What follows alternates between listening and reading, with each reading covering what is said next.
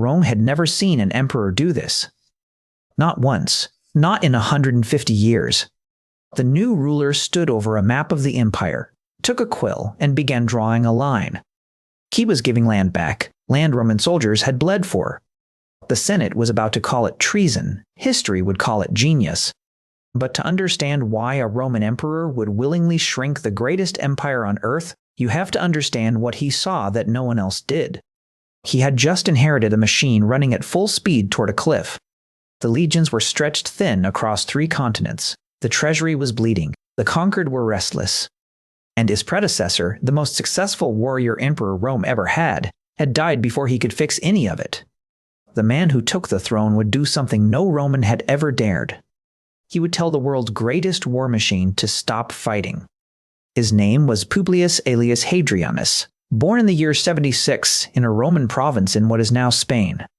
He was not born in the marble heart of Rome. He was born on the edge of the empire he would one day redesign. That detail matters. He was not a son of the Roman center. He was a son of the Roman frontier. He would always see the empire from the outside in, from the edges where it actually had to work. His family was wealthy, well-connected, and quietly ambitious, but his father died when he was around 10 years old. The boy was placed under the guardianship of a cousin, a rising military commander named Trajan. That single relationship would change the course of Roman history.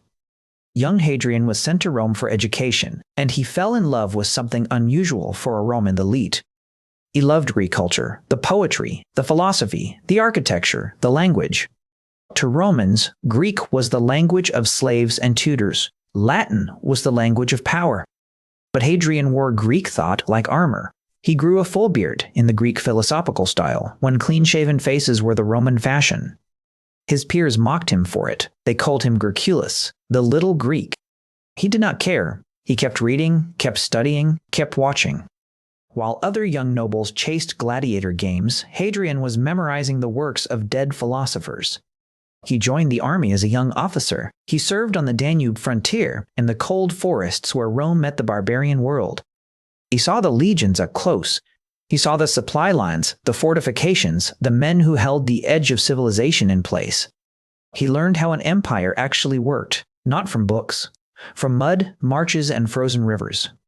When Trajan became emperor in the year 98, Hadrian's path opened wide. He became a confidant, a trusted officer, a man placed near every major decision. He fought beside Trajan in the brutal wars against the kingdom of Dacia, in the rugged mountains of modern Romania. The campaigns were savage. Roman legions cut roads through forests no Roman had ever seen. Dacian warriors fought to the last man. When it was done, the kingdom was crushed, and its gold mines were Rome's. Trajan threw the largest victory celebrations the city had ever seen. He watched Rome conquer. He watched gold flood back into the capital. He watched triumph after triumph. And quietly, behind the celebrations, he watched something else.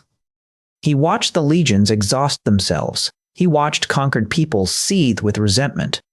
He watched Trajan push east toward Parthia, the great Persian rival, in a campaign that would stretch Rome to its absolute breaking point. By the year 117, Trajan had captured cities deep in Mesopotamia. Roman banners flew on the Persian Gulf. He had pushed Roman power further east than any Roman before him. Babylon, Ctesiphon, the great rivers of Persia, all under his hand. It looked like the greatest moment in Roman history. It was actually the beginning of catastrophe. Behind the advancing legions, the conquered provinces rose in revolt. Jewish communities across the east erupted in rebellion. Supply lines burned. Trajan was forced to turn back. And on the long, exhausted retreat west, the great warrior emperor fell ill. He died in a coastal town in what is now southern Turkey in August of the year 117. And here history becomes blurry. By the official story, Trajan had named Hadrian his heir on his deathbed. By other accounts, Trajan's wife arranged the adoption after he was already dead. We will never truly know. But what we do know is this. Hadrian, far from Rome, suddenly held the most powerful office in the world. He inherited the largest empire Rome had ever ruled. He also inherited its greatest crisis. The eastern provinces were in open rebellion. The Danube frontier was unstable. The legions were exhausted, scattered, and dangerously overextended. Most new emperors would have tried to look strong. They would have pushed forward. They would have demanded one more victory to legitimize the throne. Hadrian did the opposite. He made a decision that stunned the Roman world. He gave back the conquests in Mesopotamia, the cities Trajan had just taken, the land Roman blood had just bought. He withdrew the legions to defensible borders. He cut Rome's reach to something it could actually hold. The Tigris was no longer a Roman river. The newly minted provinces of Mesopotamia, Assyria, and Armenia were quietly let go. In the Senate, jaws dropped. In the legions, officers fumed. To many Romans, this was unthinkable. Rome did not retreat. Rome did not shrink. Rome conquered. But Hadrian had seen what others refused to see. The empire was not failing for lack of land. It was failing because it had too much land and not enough strength to hold it. He believed the empire's survival depended not on expansion, but on consolidation. Not on new conquests, but on stronger borders, better roads, fairer governance, and a treasury that could breathe. He was making a bet against everything Rome had stood for since the days of the early Republic, the bet that knowing when to stop was harder and braver than knowing how to keep going. He was 25 years younger than the senators who hated him. He had no patience for their grumbling. He moved quickly to stabilize the throne. 4 senior senators, suspected of plotting against him, were executed. It was a brutal start. It would haunt his relationship with the Senate for the rest of his reign.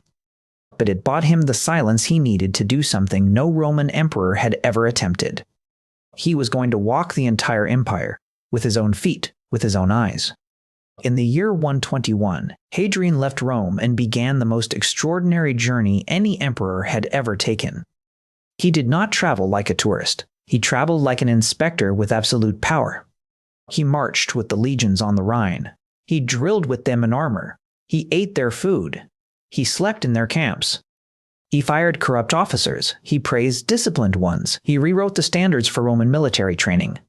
The soldiers, who had been ready to resent him, started to revere him. He was one of them. He banned luxury from the camps. No silver dinnerware. No private bathhouses for officers. No couches in the field. If a centurion grew soft, Hadrian would know. He inspected ramparts personally. He inspected weapons personally. He inspected men personally. Then he crossed the sea to Britain, the wild northern edge of the empire. The tribes beyond the Roman line had been raiding for years. Other emperors had tried to push north into the highlands. The land had swallowed their legions. Hadrian looked at the misty hills, the impossible terrain, the endless guerrilla warfare, and he made a choice. Rome would not conquer everything. Rome would draw a line. He ordered the construction of a wall, stone, timber, and earth, running coast to coast across northern Britain. It would stretch over 70 miles. It would have forts every Roman mile. It would be guarded by thousands of soldiers. We still call it Hadrian's Wall. Parts of it stand today, nearly 1900 years later. Walk along it now and you can still see the stone teeth of forts climbing over the hills. Sheep graze where Roman sentries once watched the mist. It was not just a military barrier, it was a statement carved into the landscape. Rome ends here, and Rome is strong enough to decide where it ends. From Britain, Hadrian moved on. Spain, North Africa, Asia Minor, Syria, Judea, Egypt, Greece. He visited the Great Pyramids when they were already 2,500 years old. He walked the streets of Athens and rebuilt them. He completed the massive temple of Olympian Zeus, a project that had been unfinished for centuries. He founded new cities. He restored old ones. He paid for aqueducts, libraries, baths, theaters, harbors. In Egypt, he hunted lions in the desert. In Athens, he sat through philosophical debates that lasted entire nights. In every province, he reformed the laws. He limited the abuse of slaves. He standardized legal procedures. He listened to local complaints, sometimes personally hearing petitions from ordinary people. A petitioner once shouted at him to slow down so she could be heard. He stopped. That story may be legend, but the message behind it is real. He wanted to be seen as accessible, not distant. He spent more than half of his 21-year reign outside of Italy. No emperor had ever done that. None would ever do it again at this scale. He was not just ruling the empire. He was redesigning it from the ground up. He gave the army a new identity. Not conquerors anymore, defenders. Engineers, guardians of a fixed line. He drilled them in mock battles, in trench digging, in fortress construction. A Hadrianic legion could build a fortified camp in a single afternoon. He gave the provinces a new dignity. They were not just resource colonies, they were Rome too. A man born in Gaul or Spain or Syria could now imagine rising in the imperial system. Hadrian himself was proof that the edge could become the center. He poured money into infrastructure that would outlive him by 1,000 years. Roads that would still carry merchants in the Middle Ages. And in Rome itself, he rebuilt the Pantheon, the temple to all the gods. That dome, with its perfect open eye to the sky, is still the largest unreinforced concrete dome on Earth. Stand inside it today, and you are standing inside Hadrian's vision, light pouring down through a hole in heaven. This was the peak, a Roman world that was wealthier, more peaceful, and more connected than it had been in generations. But before we follow what happened next, I want to ask you something. We celebrate conquerors, Alexander, Caesar, Napoleon, men who never stopped pushing forward. Hadrian did the opposite. He stopped, he pulled back, he chose stability over glory. So here is the question. Was Hadrian the wisest of the Roman emperors, or was he a coward dressed in marble? Tell me in the comments. I genuinely want to know how you see him. There is no clean answer. Now let me show you the part of his story most people never hear. Because for all his vision, Hadrian was about to be broken by the very philosophy he had built his reign on. He had drawn lines. He had refused conquest. He had imposed peace. But peace, when forced on people who never asked for it, becomes its own kind of war. The cracks began to show in Hadrian's personal life first. He had married a noblewoman named Vibia Sabina, the great niece of Trajan. By every surviving account, the marriage was cold. There were no children. There was little public warmth. Roman gossip whispered about it for decades. What Hadrian truly loved, the love that defined the second half of his life, was a young Greek man named Antinous. The two met when Antinous was a teenager, in the eastern provinces. They became inseparable. Antinous traveled with the emperor across the empire. He was Hadrian's companion, his confidant, the center of his private world. In the year 130, while Hadrian's court was sailing down the Nile in Egypt, Antinous drowned. The official story was a tragic accident. The rumors were darker. Some whispered of a ritual sacrifice, others of suicide. We will never know. What we do know is that Hadrian's grief was monumental and public. He wept openly. Hardened Romans found it embarrassing. They called him weak, effeminate, unmanly. But Hadrian did not care what they thought. He had loved this young man, and the loss broke something in him. He declared Antinous a god. He founded a city on the Nile in his name. He built temples to him across the empire. Statues of Antinous still survive today. Beautiful, melancholy, frozen in marble. He may be the most depicted figure of the entire ancient world after the gods themselves. But grief did not stop the empire, and the empire was about to deliver its next blow. In the province of Judea, tensions had been boiling for decades. Hadrian, in his rationalist Greek mind, had decided to make Jerusalem a proper Roman city. He renamed it. He planned a temple to Jupiter on the site of the destroyed Jewish temple. He also, according to most accounts, banned circumcision, a practice he considered a form of mutilation incompatible with Roman law. To the Jewish population, this was the deepest possible insult. Their holiest city, their most sacred religious practice, both crushed under Roman boots. In the year 132, a leader named Bar Kokhba launched a massive revolt. It was not a riot, it was a war. A full Jewish state was declared in the heart of the Roman East. Coins were minted, an army was raised, Roman garrisons were overwhelmed and slaughtered. Hadrian, the emperor of peace, was forced to wage one of the most brutal wars of the entire Roman period. He pulled legions from across the empire. He sent his best general. The fighting dragged on for over 3 years. The rebels used the rugged terrain. They struck at night. They melted back into the hills. The legions had to grind them out, fortress by fortress. The casualties on both sides were catastrophic. Ancient sources, which often exaggerate, speak of hundreds of thousands dead and hundreds of villages destroyed. When it was over, Hadrian had won. But the cost was staggering. Judea was devastated. The Jewish people were forbidden from entering Jerusalem itself. The province was renamed to erase Jewish identity from the map. The man who had pulled Rome's borders back to spare lives had now overseen one of the most destructive wars of his century. The contradiction must have hollowed him out. The philosopher-emperor soaked in the blood of a war he had helped provoke. He returned to Italy a different man, older, sicker, quieter. He had built a vast country villa at Tivoli, just outside Rome. It was the largest, most lavish private residence in the empire. It was filled with copies of every monument, every garden, every temple that had moved him in his travels. A reflecting pool modeled on a canal in Egypt, a theater echoing the ones in Greece, statues he had personally chosen from a dozen provinces. It was, in a way, the whole empire compressed into one estate, a man trying to keep the world he had walked close to him as he died. Because he was dying. Historians believe it was likely heart failure, possibly combined with other illnesses. The sources describe him as swollen, exhausted, in constant pain. And then came the cruelest twist. The man who had reformed the empire had no clear heir. He had no son, his marriage had produced no children, Antinous was gone. So Hadrian began a desperate search for a successor. He adopted a young noble named Lucius Alesius. Lucius died before Hadrian did. He tried again. This time he chose a serious, dignified senator named Antinous on one strict condition. Antinous had to adopt 2 boys in turn. One was a quiet, philosophical teenager.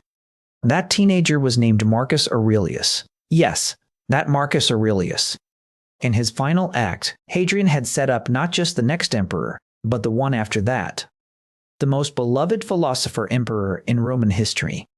The succession he designed would give Rome its longest stretch of stable, capable rule, the age of the 5 good emperors. But Hadrian would not live to see it bloom. His final years were dark. He grew bitter. He became suspicious. He ordered the executions of senators he believed were plotting against him, including the husband of his own niece. The Senate hated him by the end. Some sources say he even tried to take his own life and was stopped by his attendants. In July of the year 138, in a seaside villa on the coast of Italy, Hadrian died. He was 62 years old. He had ruled for 21 years. He had walked across the world. The Senate's first instinct was to erase him, to deny him the honors usually given to a dead emperor, to curse his memory. Antinous, the heir Hadrian had chosen, refused. He fought the Senate. He demanded that his adoptive father be deified. He won. Hadrian became a god of Rome. The official record buried the hatred. But here is the strange, beautiful truth. The empire Hadrian left behind would last, in some form, for another 300 years in the west, and over 1,000 years in the east.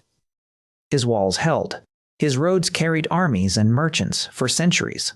His legal reforms shaped Roman law forever. The Pantheon still stands. Hadrian's Wall still runs across the green hills of northern England. His villa at Tivoli is still a wonder. The statues of Antinous still gaze across museum halls in a dozen countries. We remember Caesar for what he conquered. We remember Hadrian for what he refused to conquer. He understood something most powerful men never learn, that the limit of your strength is not how far you can push, it is how wisely you can stop. He proved that an empire is not built by endless expansion. It is built by knowing where to draw the line and having the courage to defend it. Every leader who came after him in the Roman world had to ask the question he had answered first: how much is enough? Most of them got it wrong. Hadrian, for all his flaws, got it right when it mattered most. In a Roman world addicted to conquest, that may have been the most radical idea of all. If this story moved you, do me one small favor and hit that like button. It genuinely helps the channel keep telling these stories. And if you want more rulers, more conquerors, more men and women who shaped the ancient world, subscribe so you do not miss the next one. I want to hear from you in the comments. Which ruler should we cover next? An emperor who built, or one who burned? Drop a name. The most requested ones get made first. Next time on the channel, we are leaving Rome behind. We are going east, to a king who started with nothing but a horse and a name, and ended ruling more land than any human in history. You already know who I mean. Stay close. His story is coming.